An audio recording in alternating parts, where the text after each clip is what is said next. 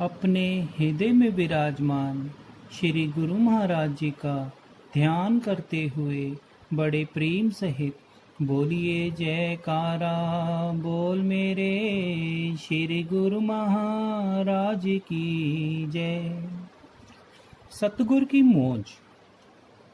एक संत के पास 30 सेवक रहते थे। एक सेवक ने गुरु जी के आगे प्रार्थना की कि महाराज जी, मेरी बहन की शादी है, तो अब 1 महीना ही रह गया है, मैं 10 दिन के लिए वहाँ जाऊँगा, आप अपनी कृपा करें। आप भी साथ चले तो बड़ी अच्छी बात है। गुरु जी ने कहा, बेटा देखो, टाइम बताएगा, नहीं तो तेरे को तो हम जाने ही देंगे। उस सेवक ने बीच बीच में इशारा गुरु जी की तरफ किया कि गुरु जी कुछ ना कुछ मेरी मदद कर दें। आखिर वह दिन नज़दीक आ गया। सेवक ने कहा, गुरुजी कल सुबह मैं जाऊंगा। गुरुजी ने कहा, ठीक है बेटा। सुबह हो गई। जब सेवक जाने लगा तो गुरुजी ने उसे 5 किलो अनार दिए और कहा, ले जा बेटा, भगवान तेरी बहन की शादी खूब धूमधाम से करे, दुनिया याद करे कि ऐसी शादी तो हमने कभी देखी ही नहीं।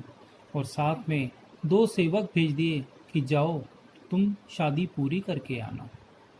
जब सेवक घर से निकले 100 किलोमीटर दूर गए तो जिसकी बहन की शादी थी वह सेवक दूसरे सेवक से बोला, गुरुजी को तो पता था कि मेरी बहन की शादी है और हमारे पास कुछ भी नहीं है, फिर भी गुरुजी ने मेरी मदद नहीं की। 2-3 दिन के बाद वह अपने घर पहुंच गया। उसका घर एक रेतीली इलाके में था, वहाँ कोई फसल नहीं होती थी।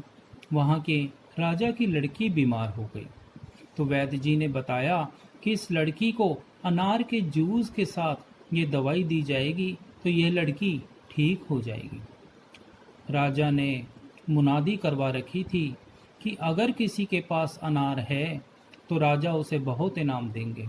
इधर मुनादी वाले ने आवाज़ लगाई, अगर किसी के पास अनार है तो जल्दी आ जाओ, राजा को अनारों की बहुत सख्त ज़रूरत है। जब यह आवाज़ उन सेवकों के कानों में पड़ी तो वह सेवक उस मुनादी वाले के पास गए और कहा कि हमारे पास अनार है, चलो हम राजा के पास चलते हैं। राजा जी को अनार दिए गए, अनार का जूस निकाला गया और उस लड़की को दवाई दी गई तो वह लड़की स्वस्थ हो गई, बिल्कुल ठीक हो गई। राजा ने पूछा, तुम कहाँ से आए हो? तो उसने सारी हकीकत बता दी। राजा ने कहा, ठीक है, तुम्हारी बहन की शादी मैं करूँगा।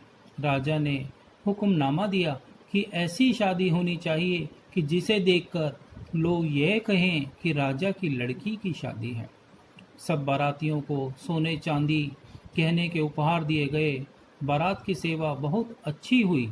लड़की को बहुत सारा धन दिया गया।